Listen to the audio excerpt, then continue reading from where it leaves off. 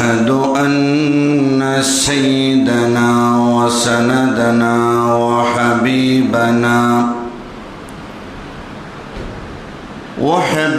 ربنا وشفيعنا ومولانا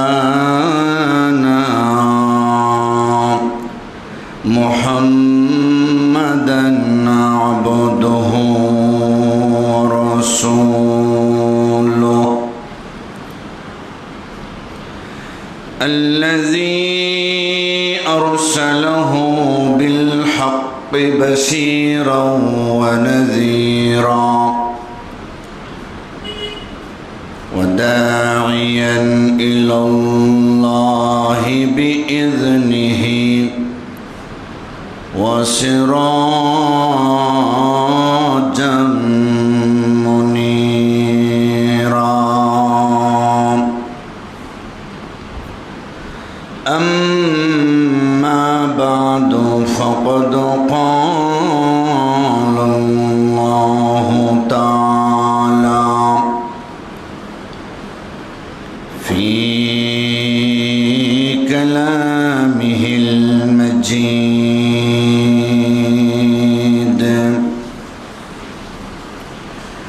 وفي فرقانه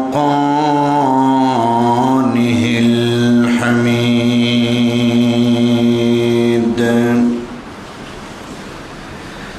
أعوذ بالله من الشيطان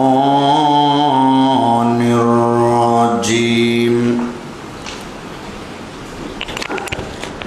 بسم الله الرحمن الرحيم.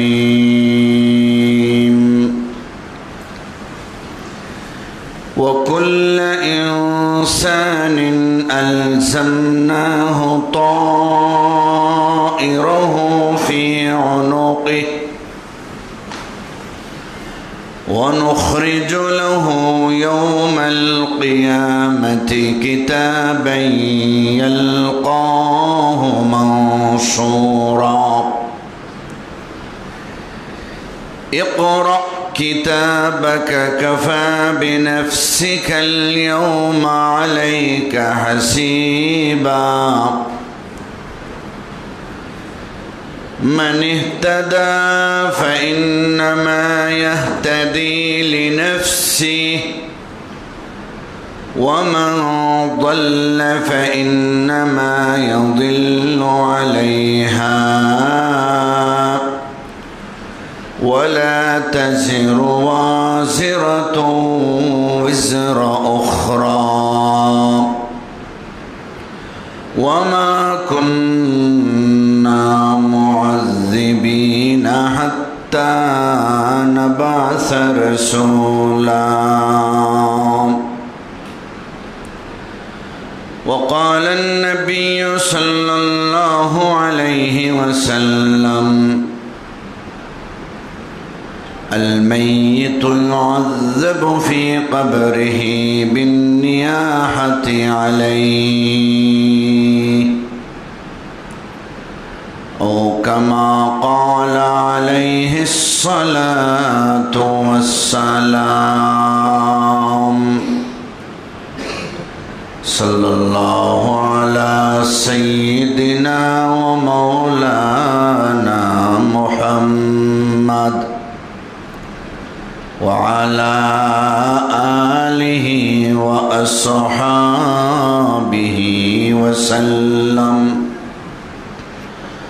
وسلم تسليما كثيرا كثيرا.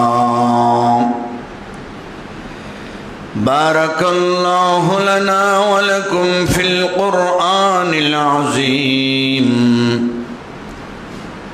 ونفعنا وإياكم بالآيات والذكر الحكيم.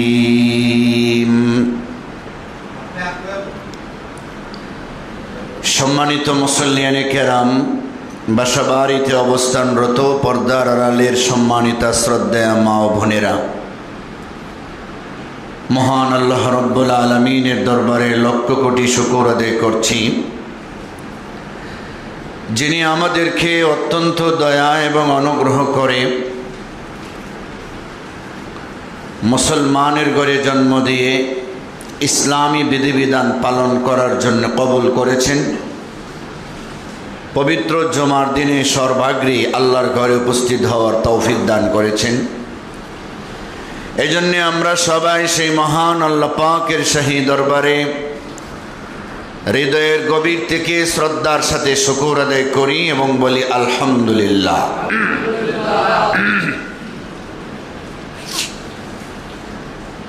আমরা ধারাবাহিক তাফসিরের উপর ভিত্তি করে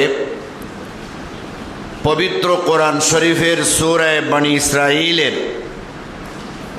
কয়েকটি আয়াতে কারিমা তেলাওয়াত করেছি। রাহমাতুল লিল আলামিনের অসংখ্য অগণিত হাদিসের ভান্ডার থেকে ছোট একখানা হাদিস পাঠ করেছি। তৌফিকে এলাহি শামিল হাল হলে আয়াত এবং হাদিসকে সামনে রেখে কিছু আলোচনা করব। আল্লাহ যেন আমাদের সকলকে কথাগুলি বোঝার তদানুযায়ী আমল করার তৌফিক দান করেন। সবাই বলুন আমিন। আমরা সূরাতুল ফাতিহা থেকে ধারাবাহিকভাবে তাফসির করে করে কয়েক বছরে সূরা বনী ইসরাঈলে এসে পৌঁছি। সূরা বনী ইসরাঈল পবিত্র কোরআন শরীফের 17 নম্বর সূরা। সূরা বনী ইসরাঈল আল্লাহ রব্বুল আলামিন বনী ইসরাঈল করে কেন নাম রাখলেন? এই সূরার মধ্যে বনী ইসরাঈল সম্প্রদায়ের আলোচনা আছে।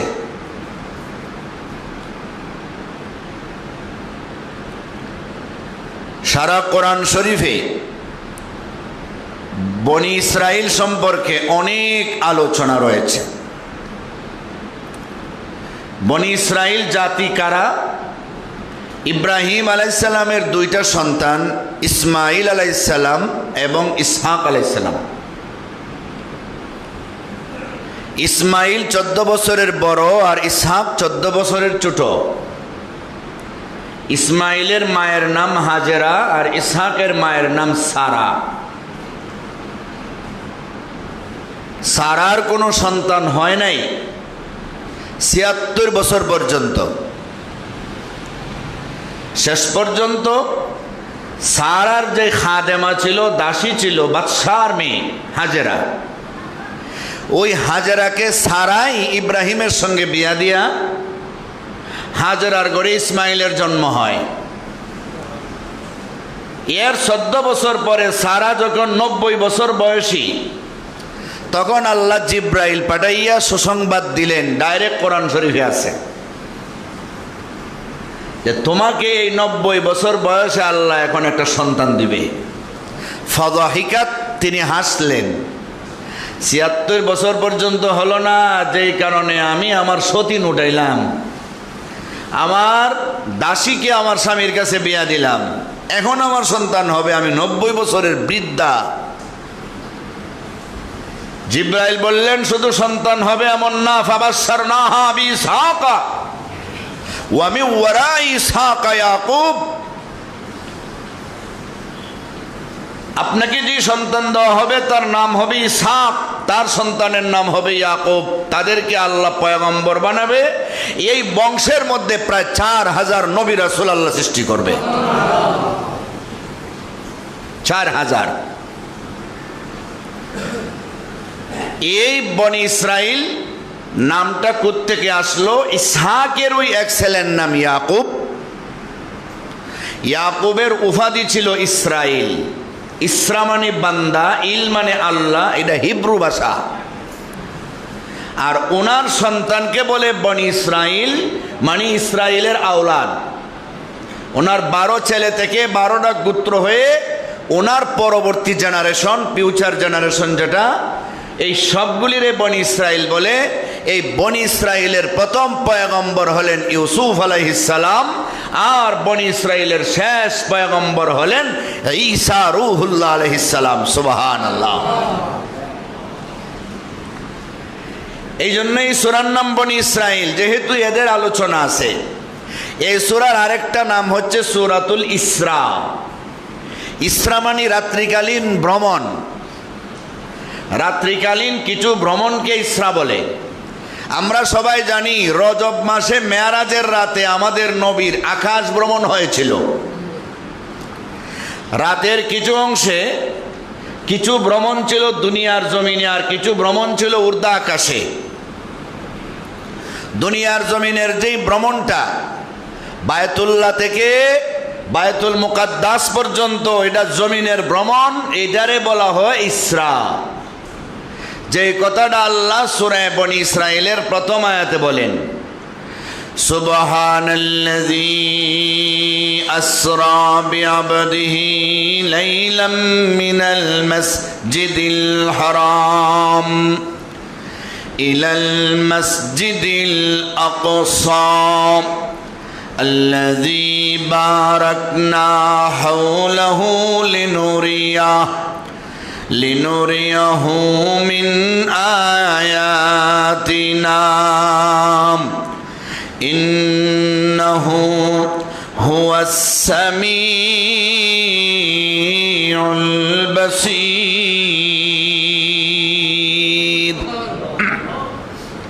এই যে আসরা বলেছেন, এটারে হলো ইসরা। যেহেতু মেরাজের আলোচনা, ইসরার আলোচনা আছে সূরায়, তাই আরেকটা নাম হইল সূরা ইসরা। প্রথম আয়াতটা আমি ছেড়ে দিলাম, তার কারণ হইল এখানের আলোচনাটা রজব মাসে আসবে, একদম সন্নিকটে।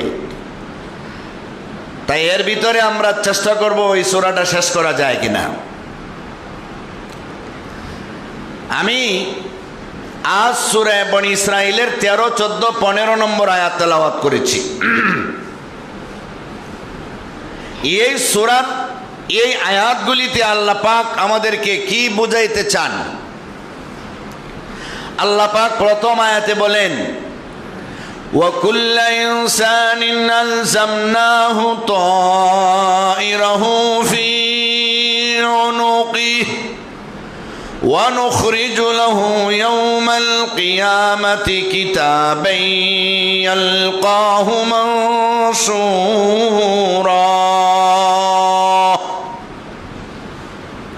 প্রত্যেকটা মানুষকে তার যেই পরিণাম ফল আছে, দুনিয়াতে ভালো মন্দ যা সে করবে সবগুলি আমি তার গর্দানের মধ্যে ঝুলিয়ে দিয়েছি, তার গর্দানের মধ্যে লটকে দিয়েছি, সেটে দিয়েছি, বেঁধে দিয়েছি। কি সেটা? সেটা আমল নামা। আমাদের যে আমল নামাটা হাসরের ময়দানে আল্লাহর সামনে প্রকাশ করা হবে, সেটা বনি আদমের জন্মের পরই বনি আদমের কাদের মধ্যে ঝুলিয়ে দেওয়া হয়েছে, যেখানে কিরামান কাতিবিন 2 জন ফেরেশতা, সম্মানিত লেখক 2 জন ফেরেশতা ডানে আর বামে বসা আছে। ওনারা 2 জনে লেখে রাখতেছে। এটাই হাসরের ময়দানে আল্লাহর সামনে পেশ করা হবে। সুবহানাল্লাহ। সূরাতুল ইনফিতারে আল্লাহ পাক বলেন, ওয়া ইন্না আলাইকুম লাহাফিজিন কিরামান কাতিবিন ইয়ালামুনা মা তাফআলুন। আমি আল্লাহ তোমাদের জন্য রক্ষণাবেক্ষণকারী ফেরেশতা নিযুক্ত করে দিয়েছি, তত্ত্বাবধায়ক ফেরেশতা নিযুক্ত করে দিয়েছি। একজনের ডান কাঁধে আছে, আর একজন বাম কাঁধে, যাদের উপাধি হলো কিরামান কাতিবিন। তোমরা যা করো তারা তা জানে, তারা তা লিখবে। ডান কাঁধের ফেরেশতা নেক আমল লিখবে, বাম কাঁধের ফেরেশতা বদ আমল লিখবে। বাম কাঁধের ফেরেশতা গুনাহ লিখবে, গুনাহ। ডান কাঁধের ফেরেশতা নেকি লিখবেন নেকি। তাদের কোনো প্রয়োজন ছিল না, আমি আল্লাহই যথেষ্ট তোমাদের সবগুলি দেখার জন্য। এইগুলি বুঝাইবার জন্য এখন আর কঠিন কোনো বিষয় না। সিসি ক্যামেরা যদি আপনার দোকানে লাগানো থাকে, আপনার বাসায় লাগানো থাকে, চোর কিভাবে আপনার বাসা ঢুকলো, কিভাবে বের হলো, কিভাবে আপনার সম্পদ নিয়ে গেল, সিসি ক্যামেরা টানলে সবগুলি ধরা পড়ে যায়। সিসি ক্যামেরা আবিষ্কার করেছে মানুষ, মানুষের ব্রেইন বানাইছেন আল্লাহ। মানুষ যদি এমন সিসি ক্যামেরার মাধ্যমে চোর ধরতে পারে, আমার আল্লাহর ব্রেইন দিয়া সব কিছু সমানভাবে দেখতে পারে, যেখানে কিরামান কাতিবিন ফেরেশতার কোনো প্রয়োজন হয় না। কিন্তু যেহেতু আল্লাহ হাসরের মাঠে আহকামুল হাকিমিন বিচারক হইবেন, আল্লাহ হবেন ইমামুন আদিল, বিচারকেরা খুন হওয়া দেখলেও তিনি দেখার উপরে রায় দেয় না, উনি সাক্ষী তলব করে সাক্ষীর উপরে ভিত্তি করে রায় দেয়। আল্লাহ দেখার পরও নিজের দেখা দ্বারা বিচার করবেন না, সাক্ষী উপস্থাপন করবেন, একের পর এক বিভিন্ন পর্যায়ে সাক্ষী। তন্মধ্যে গুরুত্বপূর্ণ সাক্ষীর নাম কিরামান কাতিবিন। সুবহানাল্লাহ। ডান কাঁধের ফেরেশতা নেকি লেখে। নেকি লেখার জন্য কেউ জিজ্ঞাসা করে না। যখন বান্দা একটা নেক আমলের নিয়ত করে, সাথে সাথে এক লেখে এক। যখন বান্দা নেক আমলটা করে ফেলে, তখন একটা শূন্য ডানে বাড়ায় দেয়, 10 হয়ে যায়। নেক আমলের নিয়তটা যদি সহি হয়, আরেকটা শূন্য বাড়াইলে 100 হয়ে যায়। নেক আমলের নিয়তটা যদি আরো বেশি সহি হয়, আরেকটা শূন্য বাড়াইলে 1000, আরেকটা শূন্য বাড়াইলে 10,000, আরেকটা শূন্য বাড়াইলে 1,00,000।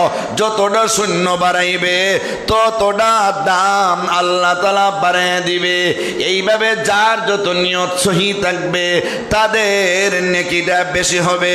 বুজুর্গানে দ্বীনেরা বলেন, আন্নাসু কুল্লুহুম হালিকুনা ইল্লাল আলিমুন ওয়াল আলিমুনা কুল্লুহুম হালিকুনা ইল্লাল আমিলুন ওয়াল আমিলুনা কুল্লুহুম হালিকুনা ইল্লাল মুখলিসুন ওয়াল মুখলিসুনা আলা খাতারিন আযীম। সুবহানাল্লাহ বলেন। দুনিয়ার সব মানুষ ধ্বংস, কিন্তু যারা আলেম তারা ধ্বংস না। যারা আলেম তারাও ধ্বংস। যদি আমল না করে, তাহলে আমল করনেওয়ালা আলেম ধ্বংস না। আমল করার পরও ধ্বংস যদি আমলটা ইখলাসের সাথে না হয়, বিশুদ্ধ নিয়তের সাথে যদি না হয়। বিশুদ্ধ নিয়তের সাথে যদি আমল করা হয়, ওই আমলটাই আল্লাহর কাছে কবুল হয়। না হলে এমন আমল আল্লাহর কাছে কবুল হবে না। বিভিন্ন আয়াত আর হাদিসের নির্যাস তৈরি কইরা বুজুর্গরা এমন কথা বলেছেন, ডান কাঁধের ফেরেশতা নিয়ত করলে একটা নেকি লেখে ফেলে, আর নেক আমলটা করলে 10, 100, 1000, 1,00,000 নিয়ত অনুযায়ী আরো শূন্য বাড়াইয়া সংখ্যা বাড়াইয়া দেয়। সুবহানাল্লাহ। কিন্তু বাম কাঁধের ফেরেশতা, গুনাহ লেখার দায়িত্বে যে ফেরেশতা, গুনাহ করার নিয়ত করলে গুনাহ লেখে না, লেখার পারমিশন নাই। গুনাহ করার নিয়ত করলে নিয়ম তো ছিল উনার মতো লেখত, কিন্তু লেখে না। বরং গুনাহ করার নিয়ত কইরা যদি কেউ গুনাহ না করে, তাহলে একটা নেকি লেখে। সুবহানাল্লাহ। আর যদি গুনাহ কইরা নিয়ত কইরা গুনাহ করে ফেলে, তাহলে এক লেখবে, এক লেখবে, একটা গুনার বদলা একটা গুনাহ লেখবে। 10টা 100টা লেখবে না। এও কোন সময় লেখবে জানেননি? গুনাহ যখন বান্দা করে ফেলে, তখন ডান কাঁধের ফেরেশতার কাছে অনুমতি চায়। আপনি তো আমার লিডার, আপনি আমার সর্দার, লেখবো কিনা অনুমতি দেন। কয় না, লেখবে না। দেখো তওবা করে কিনা। সামনে তো জুমার নামাজ আছে, সামনে তো ফজরের নামাজ আছে, সামনে তো একটা তওবা করার সুযোগ আছে। দেখো তওবা করে কিনা। তওবা যদি না করে দিন যায় রাত যায়, এইভাবে যদি কয়েকদিন চলে যায়, যখন বান্দা তওবা করে না তখন ডান কাঁধের ফেরেশতারে বাম কাঁধের ফেরেশতা বলে, আপনি আমারে অনুমতি দেন, লিখতে চাই। যদি আমি না লেখি ভুলে যাব, কারণ এর ভিতরে তো আরো কত গুনাহ করতেছে। আমি বলে যাব হাসরের ময়দানে যে আল্লাহর সামনে আমলনামাটা পেশ করা হবে, আমার ওই লেখা যদি ভুল হইয়া যায়, দায়িত্ব অবহেলার কারণে আমি আল্লাহর কাছে আটকা পড়ে যাব। তখন ডান কাঁধের ফেরেশতা বলে, একটা গুনাহ করছে আমার মতো 100-1000 এভাবে লিখবা না, একটা গুনার কারণে তুমি একটা গুনাহ লিখতে হবে। মান জাআ বিল হাসানাতি ফালাহু আশরু আমসালিহা ওয়া মান জাআ বিস সাইয়্যাতি ফালা ইউজজা ইল্লা মিসলাহা ওয়া হুম লা ইউজলামুন। আল্লাহ তাআলা বিধান জারি করে দিয়েছেন, গুনাহ করলে একটার বদলে একটাই, নেকি করলে কমপক্ষে 10টা। আর হাদিসে তো এটারে বাড়াইতে বাড়াইতে আরো বহু গুণে বাড়ানোর কথা উল্লেখ করা হয়েছে। আমাদের সবার সাথে ফেরেশতা আছে, আসেনি? সবার সাথে ফেরেশতা আছে। ফেরেশতারা আমাদের নেক আমল এবং বদ আমল এগুলি লিপিবদ্ধ করে, এরা সম্মানিত লিখক। আল্লাহ বলেন, ওয়া কুল্লা ইনসানিন আলজামনাহু তাইরাহু ফি উনুকি, প্রত্যেকটা মানুষের গর্দানে আমি সেটা ঝুলিয়ে দিয়েছি, বেঁধে দিয়েছি, সেটে দিয়েছি। মানুষ যখন জন্মগ্রহণ করে তার সাথে সাথে এরকম ফেরেশতা, নেক কাজের দিকে উদ্বুদ্ধকরণের জন্য ফেরেশতা আছে, আর গুনার দিকে উদ্বুদ্ধকরণের জন্য ওয়াসওয়াসা নামক শয়তান আছে, জিন শয়তান। গুনার দিকে মানুষকে উদ্বুদ্ধ করে। এই সবগুলি লেখা হবে সারা জীবনে, কে কোথায় কি করছেন না করছেন। হাসরের ময়দানে তার সাক্ষী হবে, সাক্ষী। হাসরের ময়দানে তার সাক্ষীর জন্য আল্লাহ এগুলি করবেন। হাসরের ময়দান আমাদের সবার জন্য সামনে রয়েছে, ঠিক কিনা বলেন? হাসরের ময়দান আসেনি? হাসরের ময়দান একদম সামনে। ওই হাসরের মাঠে আল্লাহ তাআলা বান্দাদেরকে বলবেন, তোমরা গুনাহ করছো কিনা, তোমরা আমার হুকুম লঙ্ঘন করছো কিনা, তোমরা আমার বিরুদ্ধাচরণ করছো কিনা। বান্দারা কিন্তু স্বীকার করবে না, বান্দারা এটা বলবে না যে আমরা অমুক গুনাহ করছি তমুক গুনাহ করছি। বান্দারা এটা স্বীকার করবে না, অস্বীকার জানাবে যে আমরা এরকম গুনাহ করি নাই। কাফের কুফারেরা বলবে আমরা গুনাহ করি নাই, ইমানদার গুনাহগারেরা বলবে আমরা গুনাহ করি নাই। হাসরের মাঠটা তো আর যেমন তেমন মাঠ না। এই কিয়ামতের দিন আল্লাহর ভাষা এটা একদিন, কিন্তু বান্দার কাছে যার যার গুনাহ অনুযায়ী, শাস্তি অনুযায়ী এটা অনেক দিন। কারো কাছে এটা লাগবে 50,000 বছরের সমান, কারো কাছে লাগবে 1000 বছরের সমান, কারো কাছে আরো কম বেশি। পবিত্র কোরআনে আল্লাহ পরিষ্কারভাবে বলেছেন, পবিত্র কোরআন শরীফে সূরা আস-সাজদার মধ্যে আল্লাহ বলেন, ইউদাব্বিরুল আমরা মিনাস সামাই ইলাল আরদ সুম্মা ইয়ারজু ইলাইহি ফি ইয়াউমিন কানা মিকদারুহু আলফ সানাতিন মিম্মা তাউদ্দুন। ওই কিয়ামতের ময়দান কতদিন লম্বা হবে? এটা 1000 বছরের সমান হবে, 1000 বছরের সমান। যেই বছর আমরা দুনিয়াতে গণি এমন ভাবে গণলে 1000 বছরের সমান। আর সূরা মারিজে আল্লাহ বলেন তারুজুল মালাইকাতু ওয়ার রূহু ইলাইহি ফি ইয়াউমিন কানা মিকদারুহু 50 আলফ সানাম ফাসবির সাবরান জামিলা ইন্নাহুম ইয়ারাউনাহু বাঈদা ওয়া নারাহু করিবা।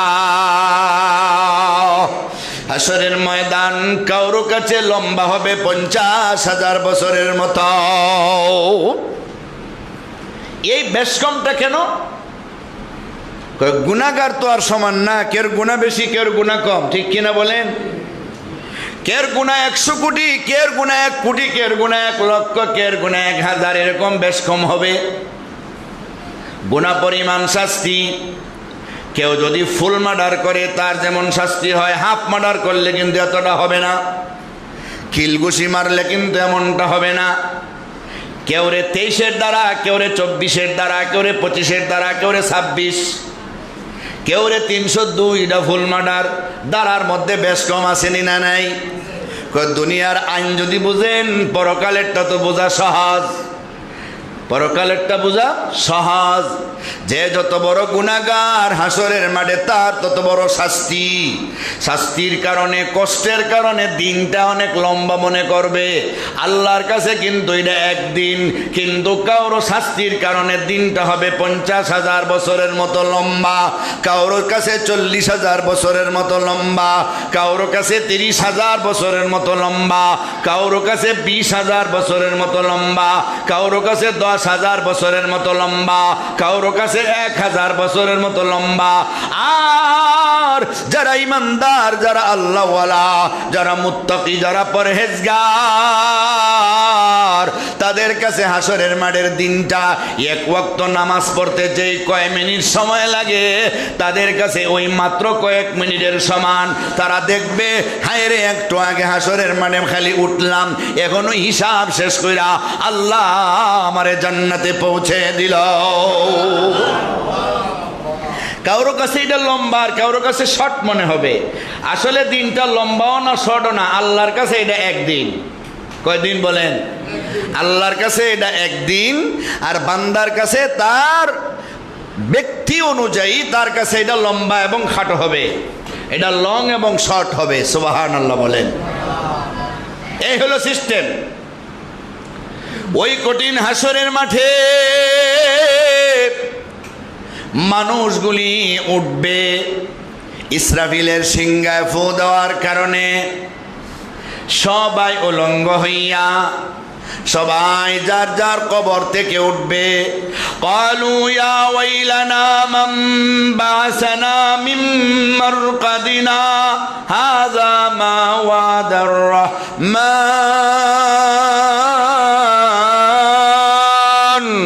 ওয়া সাদাকাল মুরসালুন।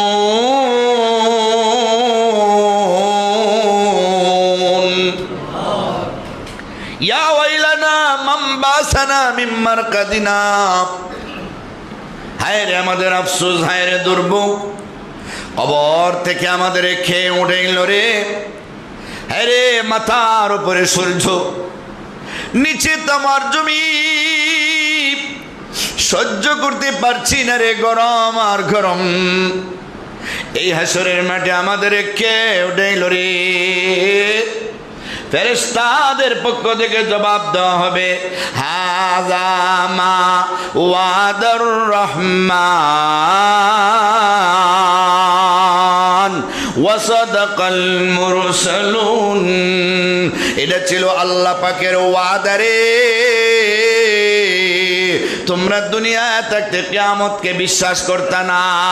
হাসরের মাঠ যে একটা হবে রে, আল্লাহর কাছে যে দণ্ডায়মান হতে হবে, তোমরা এটারে বিশ্বাস করতে না। যেই দিনটারে বিশ্বাস করতে না, রাসূলেরা তোমাদের বাড়ি বাড়ি গিয়ে বলছিল, দিনের দায়ীরা তোমাদের বাড়ি বাড়ি গিয়ে বলছিল, তাবলীগওয়ালারা তোমাদের ঘরে ঘরে গিয়েছিল, আর খতিব সাহেবরা জুমার বয়ানে তোমাদের বুঝাইছিল। তোমরা কিন্তু এগুলি বুঝতে পারো নাই, বিশ্বাস করো নাই। মাইকের আওয়াজ তোমার কানে গেছে, তুমি কিন্তু আমল করো নাই। যেই দিনটারে তোমরা বিশ্বাস করো নাই, ওই দিনটাই আজ তোমরা আল্লাহর সামনে হিসাবের কাঠগড়ায় দাঁড়াইতে হবে। আল্লাহর সামনে তোমরা হিসাবের কাঠগড়ায় দাঁড়াইতে হবে। আল্লাহু আকবার। ওই হিসাবের কাঠগড়ায় দাঁড়াইবার জন্য আল্লাহ আমাদেরকে উঠাইবেন কিভাবে? ওয়াউরিদু আলা রাব্বিকা সাফফা লাকাদ জিতুমুনা কামা খালাকনাকুম আউওয়ালা মাররা বাল জামতুম আল্লান নাজআলা লাকুম মাউইদা ووضع الكتاب فترى المجرمين مشفقين مما فيه ويقولون يا ويلتنا ما لهذا الكتاب لا يغادر صغيرة ولا كبيرة إلا أحصاها ووجدوا ما عملوا حاضرا ولا يظلم ربك أحدا الله أكبر বলেন। কিয়ামতের ময়দানে আল্লাহ সব বন্দী করে উঠাইবেন। আপনি আমার সামনে একজন, পিছনে একজন, ডানে একজন, বামে একজন, এমন ভাবে দাঁড়াইব মাঝখানে সুই পরিমাণ জায়গাটাও থাকবে না। ওই লাইনের মধ্যে এইভাবে একবারে পাশাপাশি দাঁড়াইতে হবে। মাথার উপরে সূর্য, কত কঠিন অবস্থা। যারা ওই দিনটাকে বিশ্বাস করতো না, বলতো মইরা গেলে আল্লাহ আবার কেমনে উঠাইবে। আল্লাহ বলবেন কামা খালাকনাকুম আউওয়ালা মাররা লাকাদ জিতুমুনা কামা খালাকনাকুম আউওয়ালা মাররা। তোমাদেরকে যেইভাবে আমি সৃষ্টি করেছিলাম, আজ তো আমি আবার সেইভাবে তোমাদেরকে আমার সামনে উপস্থিত করলাম। তোমরা কিন্তু মনে করতে তোমাদেরকে আমি উঠাইতে পারবো না।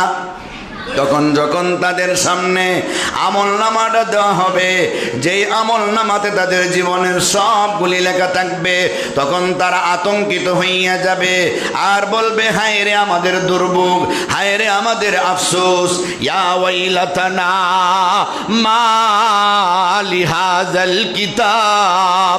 এটা কেমন কিতাব রে, এটা কেমন আমল নামা রে। একটা বড় গুনাহ ছাড়া হয় নাই, একটা ছোট গুনাহ ছাড়া হয় নাই। আমি পানির তলে ডুব দিয়া গুনাহ করেছিলাম, কেউ দেখে নাই, এটাও আমার আমল নামায় লেখা হয়ে গেল। আমি পাহাড়ে গিয়া লুকাইয়া গুনাহ করেছিলাম, এটা কেউ দেখে নাই, কিন্তু আমল নামায় লেখা হয়ে গেল। আমি ঘরের দরজা বন্ধ করে গুনাহ করেছি, এটা দুনিয়ার কেউ দেখে নাই, কিন্তু ওই গুনাহটা আমার আমল নামায় লেখা হয়ে গেল। হায় রে আফসোস, আমার একটা ছোট গুনাহ ছাড়া হয় নাই, একটা বড় গুনাহ ছাড়া হয় নাই, বরং সবগুলি আল্লাহর ফেরেশতার মাধ্যমে আমার আমল নামায় লিখে দেওয়া হয়েছে। আফসোস করবে, আফসোস করবে, সব দেখবে। আল্লাহ কিন্তু কারো প্রতি ওই দিন কোনো জুলুম করবেন না। আল্লাহ কারো প্রতি ওই দিন কোনো জুলুম করবেন না। আমল নামা তারা নিজেরা দেখবে। কি করলাম, সবগুলি লেখা। এবার আল্লাহ দাঁড় করাইবেন, বলো অমুক গ্রামের অমুক, তুমি আমার কথা মানো নাই কেন? তুমি আমার বিরুদ্ধাচরণ করছিলা কেন? জবাব দাও। বলবো আল্লাহ আমি অমুক গুনাহ করি নাই, তমুক গুনাহ করি নাই। আল্লাহ আমি এরকম গুনাহ করি নাই। কেউ তো স্বীকার করবে আর কেউ বলবে আমি গুনাহ করি নাই। আল্লাহ বলবেন তোমার কি সাক্ষীটা কি আছে? আমি কি সাক্ষী দেখাইব গুনাহ যে করছো? আল্লাহ দেখান। আল্লাহ তাআলা আশপাশের বাড়ির মানুষকে বলবেন, দাঁড়াও রে। সলিমুল্লাহর পশ্চিমের বাড়ির মানুষ, পূর্বের বাড়ির মানুষ, দক্ষিণের বাড়ির মানুষ, উত্তরের বাড়ির মানুষ, আসেনি এমন? দাঁড়াও, হে গুনাহ করছে কিনা জবাব দাও। সুদ খাইছিল কিনা, ঘুষ খাইছিল নি, নামাজ বাদ দিছিল নি, মিথ্যা কথা বলছিল নি, চুরি ডাকাতি করছিল নি, মদ গাঞ্জা খাইছিল নি, বলো। সেদিন কি মিথ্যা সাক্ষী দিবে নাকি কেউ? সাক্ষীরা তো সত্য সত্য বলবে। দুনিয়াতে টাকা পয়সা খাইয়া, ঘুষ খাইয়া মানুষ মিথ্যা সাক্ষী দিতে পারে, কিন্তু আল্লাহর সামনে দাঁড়াইয়া কেউ মিথ্যা সাক্ষী দেওয়ার সাহস করবে না। আল্লাহ অমুক গুনাহ করছে, তমুক গুনাহ করছে, সেই পাপিষ্ঠ ছিল, সেই পাপিষ্ঠ ছিল। বান্দা এখন বলবে, আল্লাহ এদের সাথে দুনিয়াতে আমার জায়গা জমি নিয়ে বিরোধ ছিল, এই জন্য জিদে সাক্ষী দিছে, এটা মানি না। নাউজুবিল্লাহ বলেন। আল্লাহ এটা মানি না, এরা জিদে সাক্ষী দিছে, তার সাথে দুনিয়াতে আমার ঝগড়া ফসাদ ছিল। আল্লাহ বলবেন, এদেরকে মানো না? ঠিক আছে। আল্লাহ তাআলা এখন আমলনামা পেশ করবেন। কি পেশ করবেন? আমলনামা। ওয়া কুল্লা ইনসানিন আলজামনাহু তাইরাহু ফি উনুকি ওয়া নুখরিজু লাহু ইয়াওমাল কিয়ামাতি কিতাবান ইয়ালকাহু মানসুরা। আল্লাহ কিয়ামতের দিন তার আমলনামাটা বের করে দিবেন, যেটা একবারে পরিষ্কার উন্মুক্ত, খোলা পাবে। দেখ, তুই পইরা দেখ। আমলনামাটার সামনে দিয়ে আল্লাহ বলবেন, ইকরা কিতাবাক, তোমার আমলনামাটা তুমি নিজে পড়ো, নিজে পড়ো। কাফা বিনাফসিকাল ইয়াওমা আলাইকা হাসিবা। আজ তুমি নিজেই নিজের হিসাব নেওয়ার জন্য যথেষ্ট। তুমি বুঝতে পারবা তুমি জান্নাতের যোগ্য নাকি জাহান্নামের যোগ্য। নিজের আমলনামাটা পড়া দেখো। দুনিয়াতে মানুষ মূর্খ থাকলেও তার আমলনামা সে পড়তে পারবে, সেই যোগ্যতা আল্লাহ তারে দান করবে। সুবহানাল্লাহ বলেন। সে মূর্খ থাকলেও তার আমলনামা নিজে বোঝার জন্য, সেজন্য বুঝে আল্লাহ আমার উপর জুলুম করছেন না, জুলুম করেন নাই, আমি সত্যিই গুনাহ করছি, এই জন্য আমার এখানে লেখা হয়েছে। পড়ো তোমার আমলনামা নিজে। তখন নিজে তার আমলনামা নিজে পড়বে। পড়ার পরে একটু নীরব হবে, তখনও স্বীকার করবে না সে যে গুনাহগুলি করছে।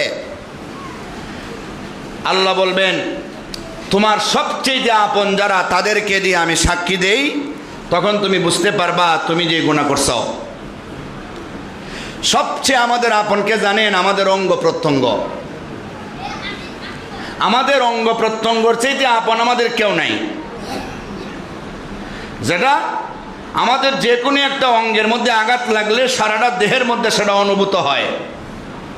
আঙ্গুলে বাড়ি খাইবেন, ব্রেনে চাপ লাগবে, অন্তরে চাপ লাগবে, বডির মধ্যে চাপ লাগবে, হু হু হু করে উঠবেন, এ কি দুঃখ পাইলাম রে। তাহলে এর চাইতে আপন কেউ নাই। আল্লাহ তাআলা তখন সময়ে আমাদের অঙ্গ প্রত্যঙ্গ দিয়া সাক্ষী দেওয়ার ব্যবস্থা করাইবেন। কেউ সাক্ষী দিতে গিয়া তার মুখেও বলবে, আর কেউ মুখটারে বন্ধ করে দিবেন, আর বাকি অঙ্গ প্রত্যঙ্গগুলি সাক্ষী দিবে। বিভিন্ন আয়াতে বিভিন্ন ভঙ্গিতে আল্লাহ বলছেন। সূরা নূরের এক আয়াতে আল্লাহ বলেন, ইয়াউমা তাশহাদু আলাইহিম আলসিনাতুহুম ওয়া আইদিহিম ওয়া আরজুলুহুম বিমা কানু ইয়ামালুন। সেদিন তার জবান সাক্ষী দিবে, হাত সাক্ষী দিবে, পা সাক্ষী দিবে। সূরা ফুসসিলাত হামিম সেজদার এক আয়াতে আল্লাহ বলেন, হাত্তা ইযা মা জাউহা শাহিদা আলাইহিম সামুহুম ওয়া আবসারুহুম ওয়া জুলুদুহুম বিমা কানু ইয়ামালুন। যখন তাদেরকে আগুনের সামনে নেওয়া হবে, তখন তাদের কান সাক্ষী দিবে। কানে বলবে, তুই এ গুনাহ করছিলে, এই জন্য জাহান্নামের উপযুক্ত। চোখ সাক্ষী দিয়া বলবে আবসারুহুম, চোখ সাক্ষী দিয়া বলবে তুমি এ গুনাহ করছিলে এই জন্যে শাস্তির উপযুক্ত। ওয়াজুলুদুহুম, তাদের শরীরের চামড়াগুলি সাক্ষী দিয়া বলবে তুমি এই গুনাহগুলি করছিলে, এই কারণে তুমি জাহান্নামের যোগ্য। সূরা ইয়াসিনের এক আয়াতে আল্লাহ বলেন আল-ইয়াওমা নাখতিমু আলা আফওয়াহিহিম ওয়া তুকাল্লিমুনা আইদিহিম ওয়া তাশহাদু আরজুলুহুম বিমা কানু ইয়াকসিবুন।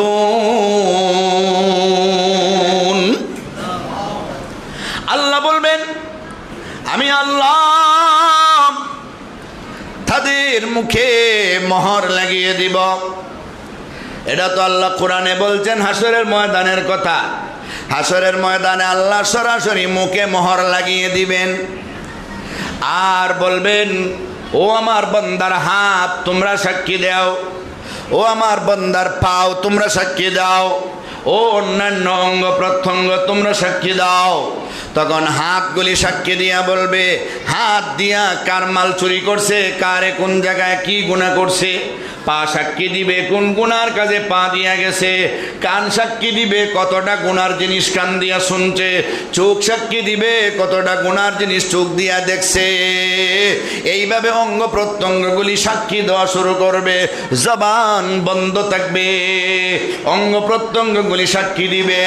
এরপরে জবানটারে আল্লাহ খুইলা দিবে। এবার আল্লাহর সাথে কথা না বইলা অঙ্গ প্রত্যঙ্গর সাথে জবান কথা বলবে। ওরে আমার হাত, ওরে আমার পা, ওরে আমার অঙ্গ প্রত্যঙ্গ, তোমরা তো আমার, তোমরা পারলে নি রে আমার বিরুদ্ধে সাক্ষী দিতে। তোমাদেরকে মোটা তাজা করার জন্যে, তোমাদেরকে সবল আর সতেজ রাখার জন্যে আমি চুরি করেছিলাম, আমি ডাকাতি করেছিলাম, আমি দুর্নীতি করেছিলাম, আমি সব গুনাহ করেছিলাম। মজা কিন্তু তোমরা পাইছ। তোমরা কেমনে রে আমার বিরুদ্ধে সাক্ষী দিলা?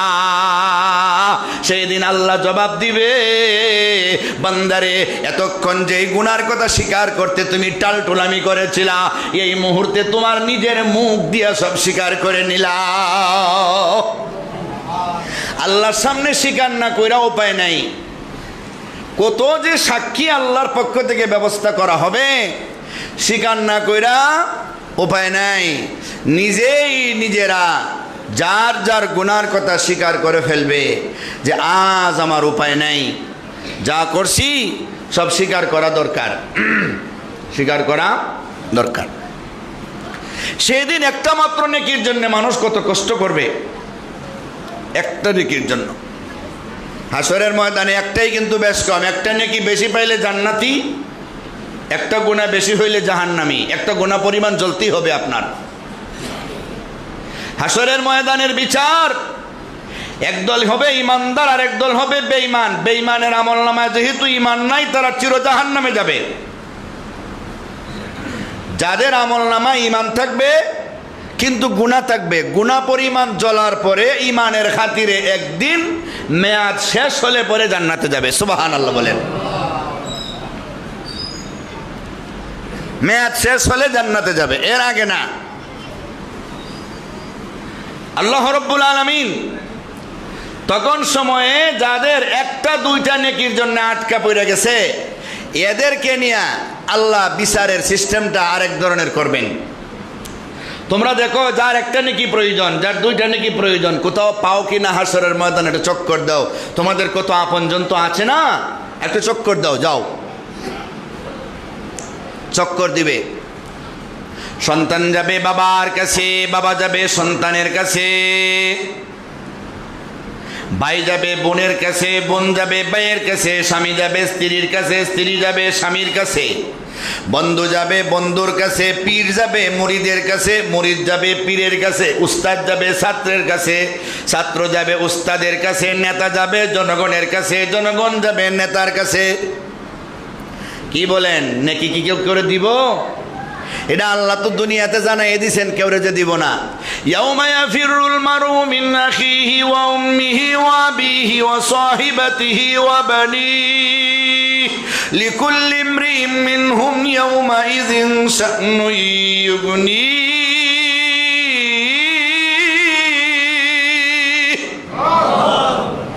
একজন আরেকজন থেকে পলাইবে, কেউ একটা নেকি দিয়ে সাহায্য করবে না। সন্তান রে, তোমার মা দুনিয়াতে কত না খাইয়াছিলাম তোমারে খাবার দেওয়ার জন্য, কিন্তু আজকে হাসরের মাঠে একটু কঠিন, একটু পরে যে আমার হিসাব শুরু হবে, আমি যদি তোমারে নেকি দেই রে, আমি যে আটকা পড়ে যাব, আমি কার কাছে সাহায্য পাইব? এইভাবে সন্তান বাবারে বলবে, স্ত্রী স্বামীরে বলবে, তোমারে যদি একটা নেকি দেই গো, আমি আটকে পড়ে গেলে আমি কোথায় গো একটা নেকি সাহায্য পাইব? আমি চাইয়ে দেখি গো, আসরের ময়দানটা এমন কঠিন, পয়গম্বরেরা পর্যন্ত নাফসি নাফসি বলে কাঁদতেছে, পয়গম্বরেরাও কান্দে। ওই দিন আমি যদি নেকির জন্য আটকে যাই, আটকা পড়ি, কে আমারে সাহায্য করবে? আমি নেকি দিতে পারবো না। নেকি দিবে তো নাই, বরং নেকির জন্য গেলে আপনি কাছে যাওয়ার আগে আপনজন দৌড়াবে। আল্লাহ বলেন ইয়া ফিররু, ভাগবে, দৌড়বে। কি জানি কাছে আইলে নেকি দেওয়ান লাগে, দৌড়বে সেদিন। হঠাৎ করে একজন লোক একজনের নাক দিবে, ভাই কি খুঁজতেছেন আপনি? আমি একটা নেকি খুঁজতেছি। আল্লাহ বলছেন একটা নেকি পাইলে আমি জান্নাতে যাইতে পারবো। ভাই আসেন, আমার কাছে একটা নেকি আছে, আমি আপনারে দিব। সুবহানাল্লাহ বলেন। নেকি অন্বেষণকারী বলবে, বুঝেন না আপনারা? নেকি অন্বেষণকারী বলবে, ওরে ভাই মায়ের কাছে গেলাম, বাবার কাছে গেলাম, আপনজনের কাছে গেলাম, যারা আমার জন্যে পাগল পারা দুনিয়াতে ছিল, যারা ছিল আমার জন্য নিবেদিত প্রাণ, তারাও আমার একটা নেকি দিয়া সাহায্য করে নাই। তুমি কে গো ভাই? তোমাকে তো আমি চিনি না, কিন্তু তুমি আমাকে একটা নেকি দেওয়ার জন্য, সাহায্য করার জন্য রাজি হয়ে গেলা। আমারে চিনার দরকার নাই। আল্লাহ কত বড় মহান জানুনি। দুনিয়াতে কেউ যদি কেউরে দান করছে, এই দান করার ফজিলতটা ছিল অনেক বড়। দান করার কারণে আল্লাহ তার সম্মান বাড়াইয়া দিয়েছে। আমি তো দুনিয়াতে কোনো দান করতেই পারি নাই, দুনিয়াতে কোনো নেক আমল করতেই পারি নাই, কিন্তু আল্লাহ যেহেতু বড় দাতা, আল্লাহ যেহেতু বড় দয়ালু, আমি আজকে হাসরের ময়দানে একটু দান করে দেখি আল্লাহর কাছে এর বিনিময় পাই কিনা। সেটা আমার আল্লাহ দিবে। আমার মাত্র আছে একটা নেকি, আর আমলনামায় শুধু গুনার গুনাহ, কোটি কোটি গুনাহ, সুদের গুনাহ, ঘুষের গুনাহ, চুরির গুনাহ, ডাকাতির গুনাহ। আমার গুনার কোনো সীমা পরিসীমা নাই। আমি তো এমনি মার কামারা জাহান্নামী। তাহলে একটা নেকি দিয়ে আর কি করব? আমি যদি তোমারে সাহায্য কইরা তোমারে জান্নাতে পৌঁছাইতে পারি, এটা আমাকে ধন্য মনে করব। আর এর বিনিময়ে যদি আল্লাহ আমারে মাফ করেন তে করবেন, না করলে নাই। এই জন্য আমি তোমারে নেকি দিব। সুবহানাল্লাহ। দুনিয়াতে দান টান করতে পারছি না, আজকে একটু কইরালে একটা নেকি, এমনি তো জাহান্নামে যাওয়ান লাগবো, তোমার দিয়া জায়গা। লোকটা মনে করবো একটা নেকি পাইছি যথেষ্ট, আর প্রশ্ন বাড়াইলে যদি আবার না দেয় লিয়ে জায়গা, নেকিটা লিয়ে দৌড় দিবা। আল্লাহ তো সব দেখবেন। ওই আল্লাহর কাছে যাওয়ার পরে আল্লাহ বলবেন নেকি পাইছো কই? আল্লাহ একজনে দিছে, কে? তারা নিয়ে আসো। আল্লাহ আপনি বলছেন নেকি আনতাম, নেকি আনছি, ওই লোকের দরকার কি? এখন যাইবো আর পিছনে দিয়ে চাইবো, কারণ তার কাছে যাইতাম যে ও যদি আল্লাহর কাছে আইসা বলে আমার নেকি আমি দিব না, দিয়া দেও।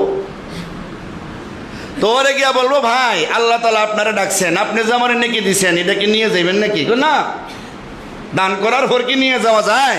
কোনো কিছু দান করার পর এটা ফিরাইয়া আনা মানে বমি কইরা এটা খাওয়ার মতো। হাদিসে আছে কোনো কিছু যদি আপনি কেউরে দান করেন আর যদি ফিরাইয়া আনেন, তো মুখ থেকে যে ময়লাটা আপনি বমি করে ছাড়বেন, এটারে খাওয়া যেমন ঘৃণিত, দান কইরা ফিরাইয়া নেওয়াটাও ঘৃণিত। নাউজুবিল্লাহ বলেন না। আমি এটা নিব না।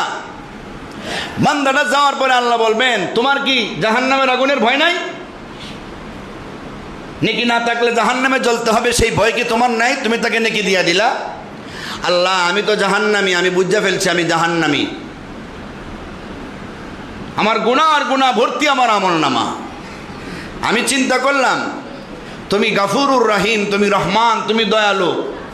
তুমি আজকে কত মানুষের এমনি দয়া করবা, তোমার দয়া ছাড়া নেকিওয়ালারাও জান্নাতে যাওয়া সম্ভব না।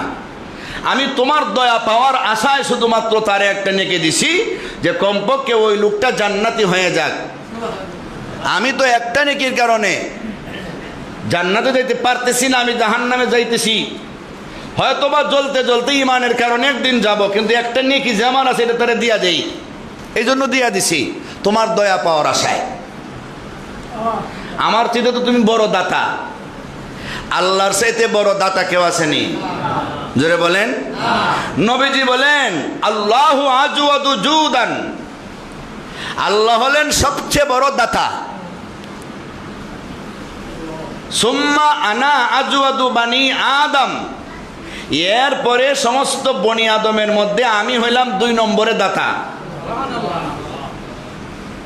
সুম্মা আজওয়াদু, সুম্মা আনা আজওয়াদু বানি আদম, আমি 2 নম্বর দাতা।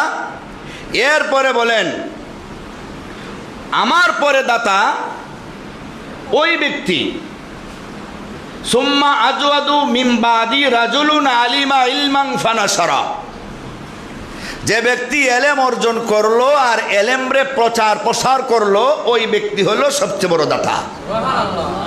সেখানে টাকা পয়সার কথা নয়, আল্লাহ সবচেয়ে বড় দাতা। আল্লাহ না চাইলেও মানুষকে দেন, চাইয়া যা পায় না, না চাইলেও অনেক সময় তার চেয়ে বেশি পায়।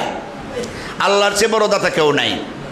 আল্লাহ আপনাকে বড় দাতা মনে কইরা আপনার কাছে কেউ আটকিবে না, এই জন্য দিলাম। আল্লাহ তখন ফয়সলা করবেন কি সুন্দর কইরা।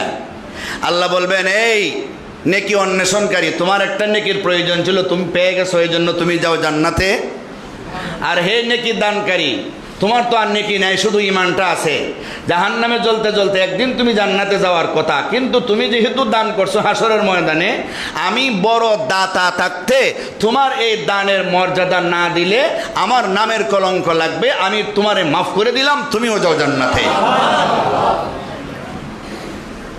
হাসরের ময়দান বড় কঠিন ময়দান। তো আমাদের আমলনামাটা আমাদের ঘাড়ে কিন্তু ঝুলন্ত আছে। কে কি করতেছি সব সময় রেকর্ড হইতেছে, সব সময় রেকর্ড হইতেছে, বিন্দু পরিমাণে এর মধ্যে কোনো ভুল নাই। কি বলেন আপনারা, কোনো ভুল টুল আছে নাকি?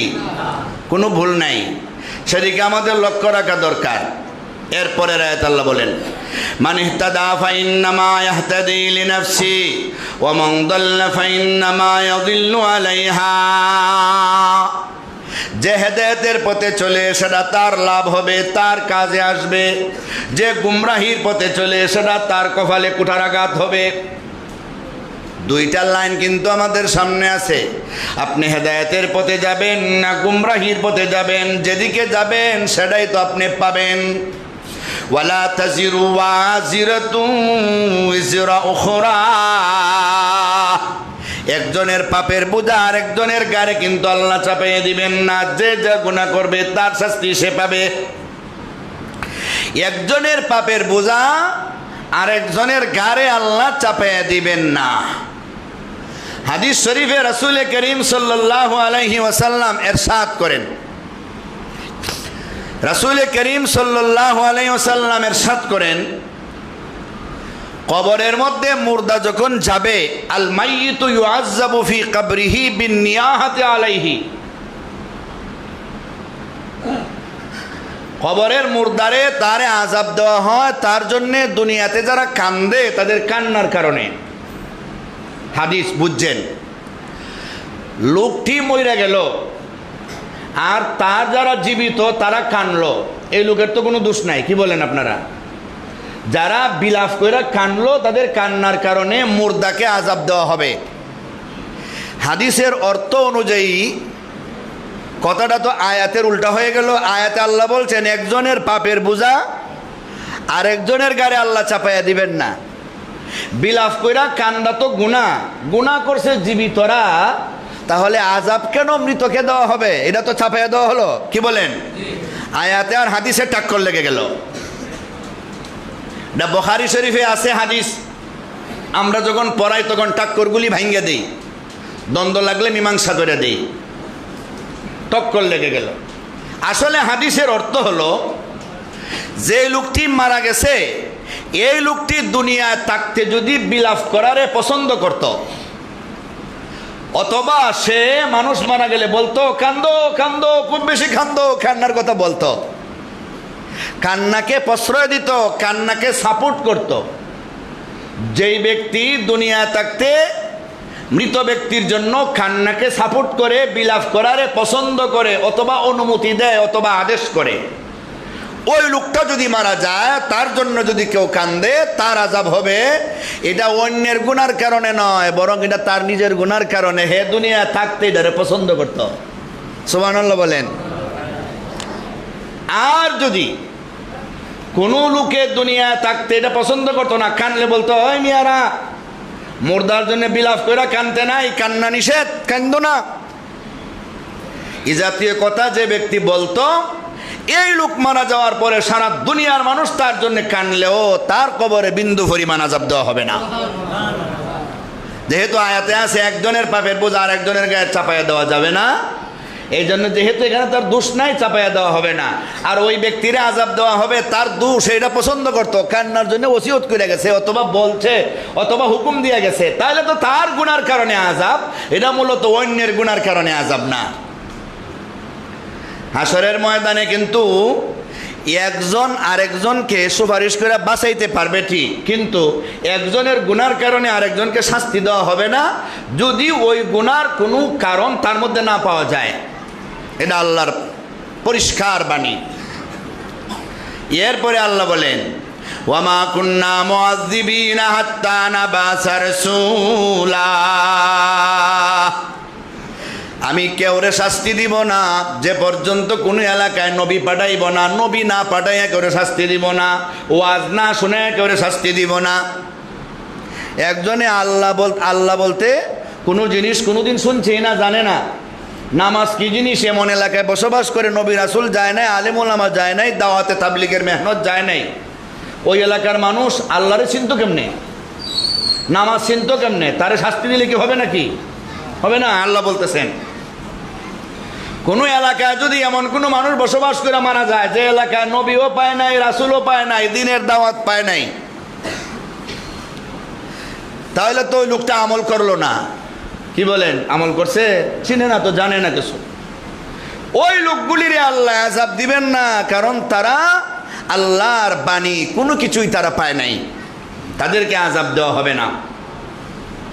তবে হ্যাঁ, এখানে একটা কথা আছে, সেটা হলো আসমান জমিন এই সমস্ত সৃষ্টি দেখলে যারা আকলমন, যারা বুদ্ধিমান, তারা আমলের কথা না জানলেও এই কথাটা বুঝতে পারবে এগুলির স্রষ্টা একজন আছেন, তিনি আল্লাহ। স্রষ্টা একজন আছেন, তিনি কে? আল্লাহ। যেহেতু দুনিয়ার কোনো মানুষ এগুলি বানায় নাই, আর কে বানাইছে এটা যেহেতু আমার কেউ শিক্ষাও দেয় নাই, কিন্তু আমার বিবেক দ্বারা বলি, এটা যিনি বানাইছেন তিনি যিনি স্রষ্টা, তিনি আমারও স্রষ্টা, এরকম যদি ঈমান আনে, এই ঈমানটা আল্লাহর কাছে কবুল হয়ে যাবে। সুবহানাল্লাহ। তাহলে আল্লাহ বলেন কোনো নবী রাসূল না পাঠাইয়া, দ্বীনের দায়ী না পাঠাইয়া, ওয়াজ নসিহত না জানাইয়া আমি কেউ আযাব দিব না। জানার পরে যারা মানে না, আযাব হবে তাদের জন্য। এখন অমুসলিমদের অনেক বাচ্চারা নাবালিগ অবস্থায় মারা যায়, এদের কি হবে? এই নিয়ে বিরাট কথাবার্তা হাদিসের কিতাবে। হাদিস শরীফ আল্লাহর নবী বলেন কুল্লু মাউলুদিন ইউলাদু আলাল ফিতরা ফাআবাওয়াহু ইউহাউবিদানিহি আও ইউনাসসিরানিহি আও ইউমাজ্জিসানিহি। মুসনাদে আহমদের হাদিস, বুখারীতেও আছে, অন্যান্য কিতাবেও আছে। প্রত্যেকটা শিশু সন্তান মুসলমান অবস্থায় জন্ম নেয়। সুবহানাল্লাহ বলেন। সেটা কাফেরের ঘরে হলেও মুসলমানের ঘরে হলো, সে কিন্তু মুসলমান অবস্থায় জন্ম নেয়, সে কিন্তু নিষ্পাপ। বড় হইয়া আস্তে আস্তে মা বাবা যেই ধর্মাবলম্বী, সেও সেই ধর্মাবলম্বী হয়ে যায়। মা বাবা যদি কাফের হয় সে কাফের, মা বাবা যদি মূর্তি পূজারী হয় সেও মূর্তি পূজা করে। দেখা দেখি কিচ্ছু বুঝে না, আমার মা বাপে করে আমিও করি। মা বাপ যদি মুসলমান হয়, মা বাপের সামনে সন্তানও নামাজ পড়ে। আপনাদের ছোট ছোট বাচ্চারা যায় নামাজে দাঁড়ায় দেখবেন সে আগে দিকে নামাজ পড়ে। আমার ছোট এক পিচ্ছি, এর জন্য যায় নামাজে দাঁড়াইতেই পারি না, সে আগে সেজদা দেওয়া শুরু করে। এখন কেউ কাছে না থাকলে তারে না সরে, তারে তলে রাখিয়া ভিতরে রাখিয়া সেজদা দেওয়ান লাগে। সে সরবেই না, যায় নামাজ দেখলেই সামনে দাঁড়িয়ে যায়। এটা তো মা বাবার কাছ থেকে শিখে, সবাইরও তো এরকম হয়, ঠিক কিনা? এইভাবেই কিন্তু বিধর্মীর বাচ্চারাও তাদের কৃষ্টি কালচার, তাদের অবস্থা মা বাবার কাছ থেকে দেখে দেখে আর শিখে, এইভাবে চলে যায়। তো বড় হয়ে তো করলে এটা গুনাহ ধর্তব্য হবে, এর আগেরটা তো হবে না ধর্তব্য।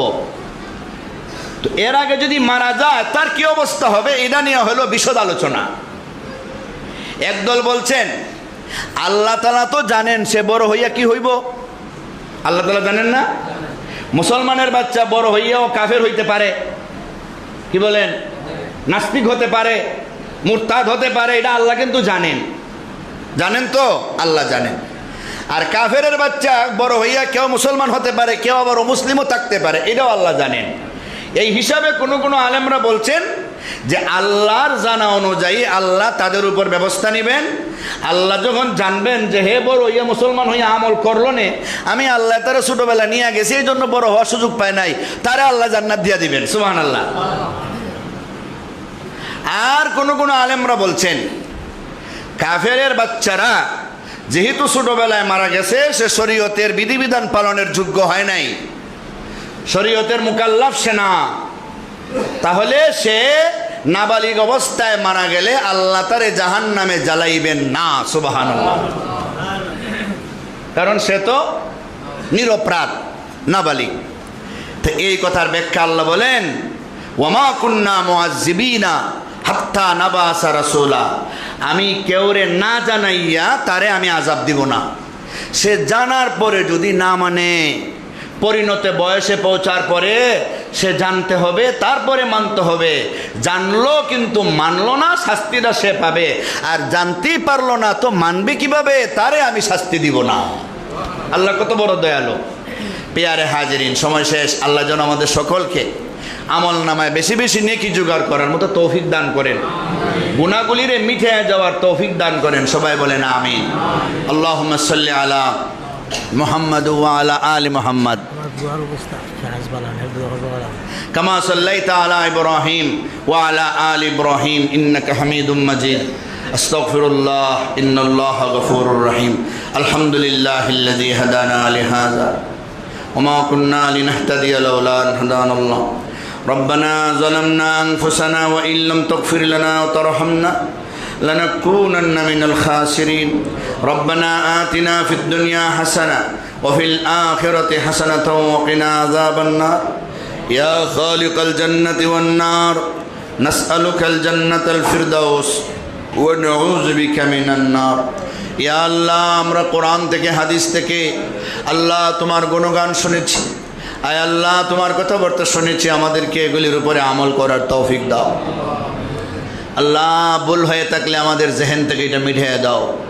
আল্লাহ শুদ্ধগুলির উপরে আমল করার তৌফিক দাও।